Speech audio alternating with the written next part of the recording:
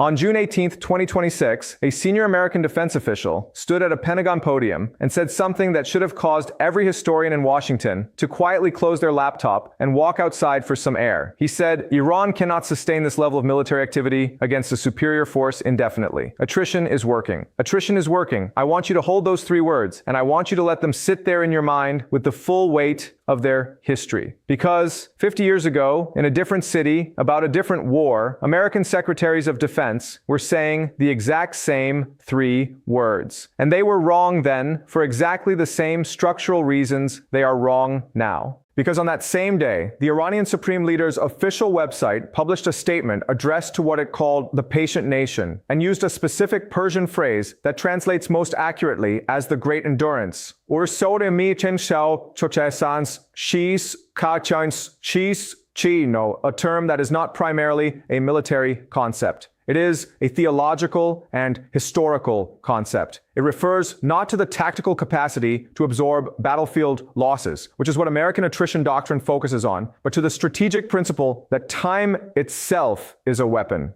that patience is a form of power, and that the party willing to endure longer will eventually be the party that prevails. Not because it wins every battle, because the other side eventually discovers that winning more battles is not worth what it costs to win them. Attrition is working on one side, the great endurance on the other. These are not 2 different assessments of the same military situation, 2 analysts looking at the same data and reading it differently.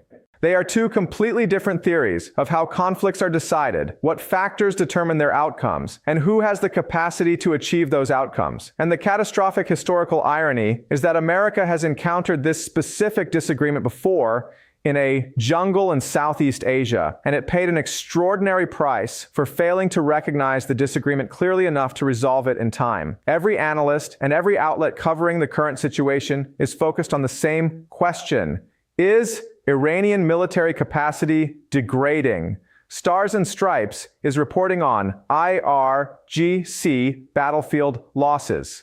Military Times is analyzing Iranian logistics constraints under continued military pressure. Foreign Policy is interviewing former CENTCOM commanders about Iranian operational tempo and whether it can be sustained. They are all asking the wrong question, and the wrong question is the most important detail here. Because if you are asking the wrong question, you will collect the right data and arrive at the wrong conclusion. The right question is not whether Iranian capacity is degrading.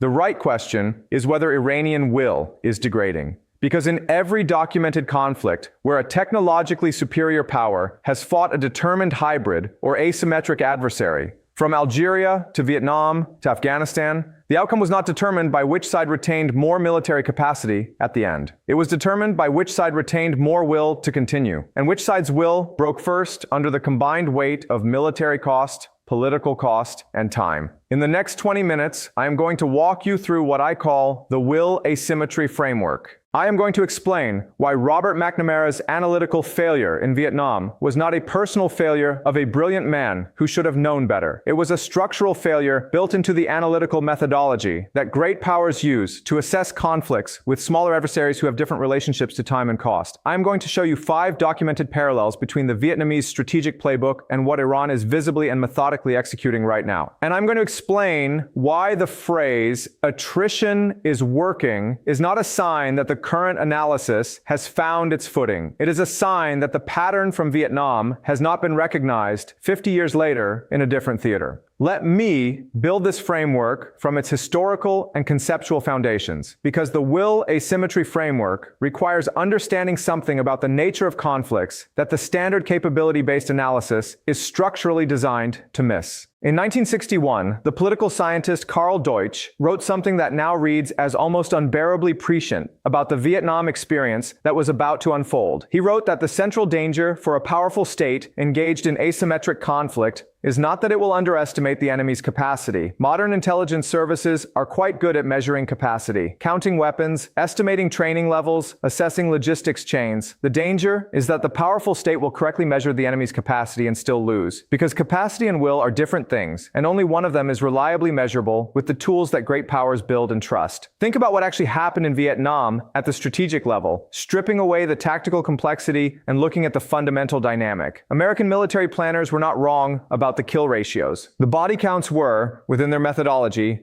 accurate. American forces were killing North Vietnamese and Viet Cong fighters at rates that, by every conventional military model available at the time, should have been strategically decisive. The problem was not a measurement error. The problem was a category error. The measurement being applied, military capacity, was not the variable that determined the war's outcome. The variable that determined the outcome was the relationship between losses and the value of what each side was fighting for. For Hanoi, the value of winning was the reunification of the Vietnamese nation under Vietnamese sovereignty, ending a century of foreign occupation and domination that had defined the lived experience of everyone alive in Vietnam at the time. That value was not a policy preference that cost-benefit analysis could erode. It was an existential commitment rooted in history, identity, and political legitimacy at the deepest level. You cannot attrite an existential commitment by killing fighters. You can only end it by either achieving your military objective or convincing the other side that you will pursue that objective indefinitely at any cost, which requires a will that exceeds the other side's. America was not willing to pay any cost for any length of time. Hanoi understood that. The outcome was determined by that asymmetry of will, not by the body count, not by the kill ratio, not by the tonnage of ordnance delivered per square kilometer.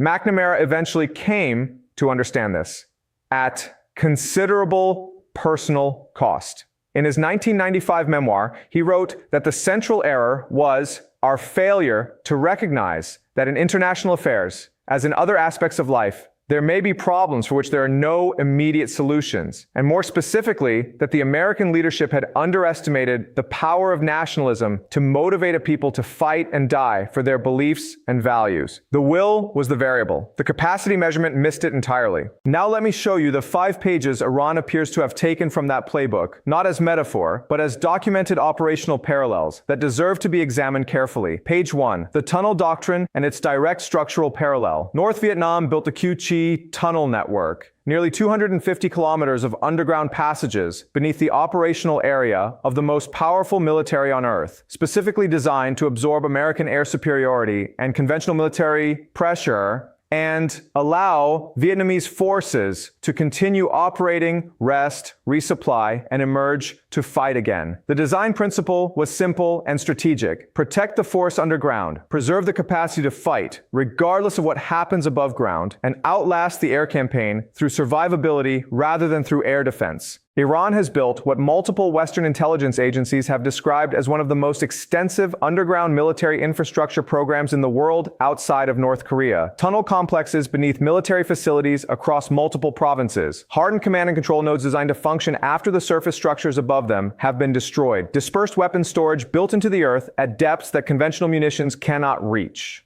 The Iranian military publication Sipa News has published articles in Persian describing the tunnel program using language that echoes Vietnamese military doctrine with a precision that suggests the parallel is deliberate. Protect from the force, force underground.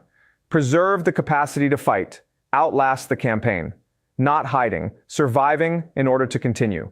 Page 2. The asymmetric cost imposition strategy. The Viet Cong's strategic contribution was not primarily military, and this is widely misunderstood. It was economic and political. They calculated with remarkable sophistication for a non-state actor of that era that if they could make the cost of American military operations high enough for long enough, American domestic political will would fracture before Vietnamese political will did. The internal American government analysis that eventually became public through the Pentagon Papers showed that by 1967, senior American officials were privately acknowledging that the war's cost was becoming politically unsustainable, even as the military assessments continued to show favorable kill ratios. The cost imposition strategy worked not because it won battles, but because it made the continuation of the war politically impossible in Washington. Iran's asymmetric cost imposition follows exactly the same strategic logic at a different scale and through different mechanisms. A $20,000 drone that forces the expenditure of a $3 million interceptor. Houthi anti-ship missiles that force global shipping to reroute around the Cape of Good Hope, adding thousands of dollars per container to supply chains that ultimately affect the cost of living for American and European voters. Iranian-affiliated cyber operations against American financial infrastructure, each individually below the threshold of a major incident, collectively accumulating into a sustained cost that the political system must absorb. The Vietnamese did not need to win the war. They needed to make continuing the war cost more than ending it. Iran's 3-year strategy is structured around that identical logic. Page 3. The International Legitimacy Campaign as a strategic battlefield in its own right. Hanoi was extraordinarily effective at what we would now call information operations and strategic communication. North Vietnamese officials gave carefully managed interviews to Western journalists. The anti-war movement in the United States became, however inadvertently, a strategic asset for Hanoi's communication objectives. The moral framing of the conflict, whether it represented liberation or communist aggression, became a contested battlefield, and one in which Hanoi consistently outperformed Washington's expectations. The Iranian government's sophisticated English-language communication strategy, its cultivation of relationships with international media, its maintenance of an extensive and professionally managed social media presence across multiple platforms and multiple languages, its systematic cultivation of sympathy in the global South and among Muslim-majority populations worldwide, these are not propaganda efforts in any simple or unsophisticated sense. They are a deliberate and sustained legitimacy campaign designed to progressively raise the international and diplomatic cost of continued American and Israeli military operations against Iran, while making the cost of not opposing those operations higher for governments in the global South. The information environment is a strategic theater. Vietnam pioneered using it that way. Iran has studied the approach. Page 4, the proxy force as strategic multiplier. One of the most consequential tactical and strategic insights that Hanoi developed was the value of the proxy or allied force operating inside the adversary's operating environment. The NLF, the National Liberation Front in South Vietnam, was not simply a separate military organization. It was an extension of Hanoi's political and military will that operated across the entire territory where American forces were deployed, forcing the Americans to defend everything simultaneously, to worry about every road, every bridge, every supply depot, every village. Risanan san si birferens. Weikon naran sil san si retras. Hanoi conserved its main force units for strategically significant engagements at times of Hanoi's choosing. The forced dispersion of American defensive attention was itself a strategic objective, not a side effect. Iran has built the most sophisticated version of this proxy force model in the contemporary world. Each node, Hezbollah, the Houthis, the Iraqi militias, the Syrian partners, operates with genuine local political roots and its own decision-making process, but within a network designed to impose simultaneous pressure across multiple theaters when activated. The effect on the adversary is the same as the NLF effect on American forces in Vietnam. You must defend everywhere, with finite resources, while the network chooses where and when to apply pressure. Page 5. The patience doctrine and the time horizon asymmetry. This is the most important parallel and the one that Western analysis most consistently fails to take seriously, in part because taking it seriously requires accepting a deeply uncomfortable asymmetry. Hanoi was willing to fight for decades. North Vietnamese leaders made explicit and documented statements, captured in the historical record, including in the Pentagon Papers, that they were prepared to continue the conflict for 50 years if necessary. They made this calculation based on a specific and accurate assessment. The American democratic system, with its 4-year electoral cycles, its press freedom, and its democratic accountability, could not sustain political will for 50 years without visible progress. They were right. The time horizon asymmetry was the decisive strategic advantage, and it operated independently of any other military variable. Iranian supreme leadership has made explicit public statements, primarily in Persian language forums, intended for a domestic audience, but available in translation, describing the conflict with America and Israel not as a crisis to be managed and resolved, but as a civilizational contest measured in generations rather than in years or decades. These statements are frequently dismissed in Western analytical literature as theological or rhetorical rather than strategic, as public mobilization language for domestic consumption rather than genuine strategic doctrine. But they should be read the way Hanoi's 50-year statements should have been read in 1965, as a genuine expression of the time horizon within which the adversary is operating, and as a signal that the cost-benefit calculation they are making is being made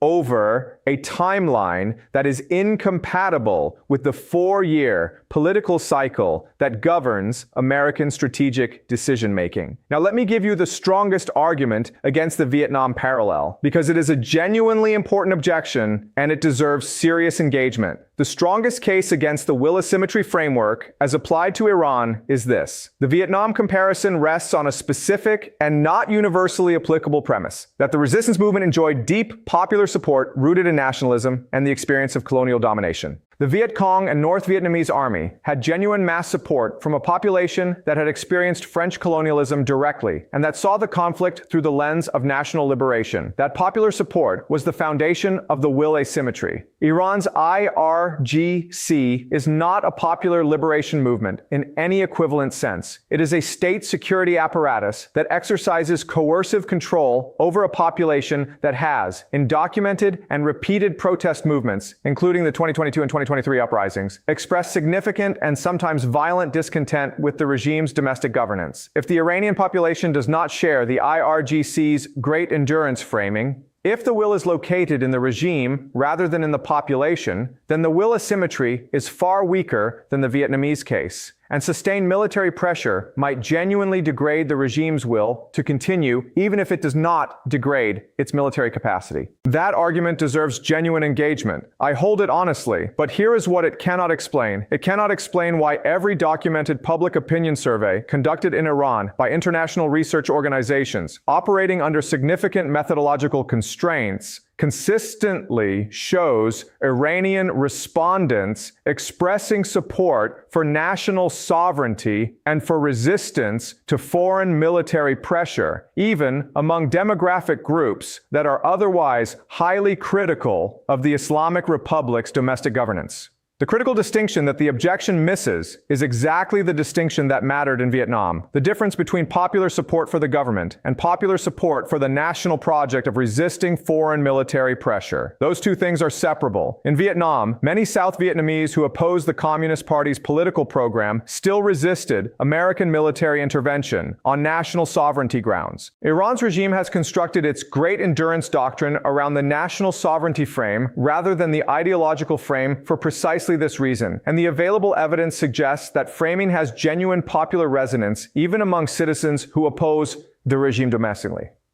Let me synthesize everything. Attrition is working reflects an analytical framework that measures Iranian military capacity, observes degradation, and concludes that degradation equals progress toward the strategic objective. The will asymmetry framework says that the relevant variable is not capacity, but the relationship between will and the cost of sustaining that will, and that in every documented case where those two variables have been systematically tracked in asymmetric conflicts, the party with the higher will-to-cost ratio eventually prevails over the party with the superior military capacity. Vietnam showed specifically that a party with dramatically lower military capacity but a higher will-to-cost ratio measured on a realistic time horizon can defeat a technologically superior adversary if the adversary's democratic political system imposes a will ceiling that the adversary cannot sustain past. Iran has structured its strategy with explicit and documented attention to exactly that principle. Extend the cost, extend the time horizon, make the asymmetry visible to the democratic public that ultimately constrains the adversary's political will and weight. The patient giant reading the board from Beijing is learning from this conflict something more valuable than any intelligence report could provide.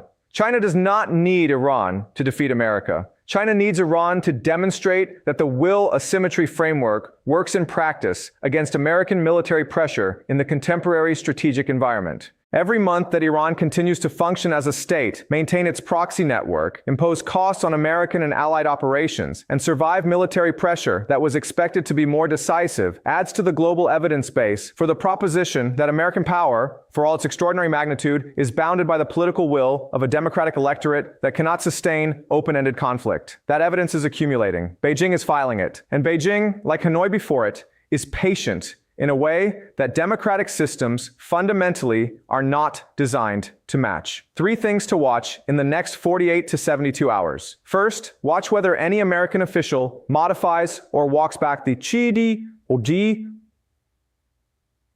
a Chidi, wax, xin suring swarak xing for wants sars menti was forming in subsequent statements. A change in that language from officials who are using it confidently would signal a reassessment of the will versus capacity distinction happening at levels that would affect public communication. Second, watch Iranian state media's Farsi language domestic output more carefully than its English international output. The domestic messaging is designed for the audience whose will is the actual strategic variable in the will asymmetry calculation. What that audience is being told reflects what the Iranian leadership believes it needs to hear in order to maintain the social and political foundation that the Great Endurance Doctrine requires. Third, watch for any public statement from a non-Western government, and specifically, watch for Chinese public statements about the conflict that implicitly validates the Great Endurance framing over the attrition is working framing. A Chinese statement that legitimizes Iranian patience as a reasonable strategic posture would be a significant diplomatic signal that Beijing has concluded the asymmetry is working as Iran intends. Your homework requires 2 texts read in sequence. First, read chapter 12 of Neil Sheehan's A Bright Shining Lie, the section in which he describes the moment when American military commanders in Vietnam began to understand that the kill ratio and the body count were not translating into strategic progress, and the internal debates that followed.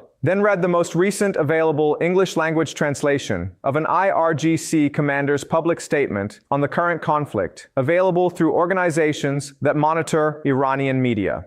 Then come to the comments and tell me whether the strategic logic in the IRGC commander's statement is the same logic as Hanoi's logic in 1966, or a different logic. Make the case for the differences as specifically as you can. I want to be shown that I am wrong about the parallel. If the differences are decisive, show me exactly where they are.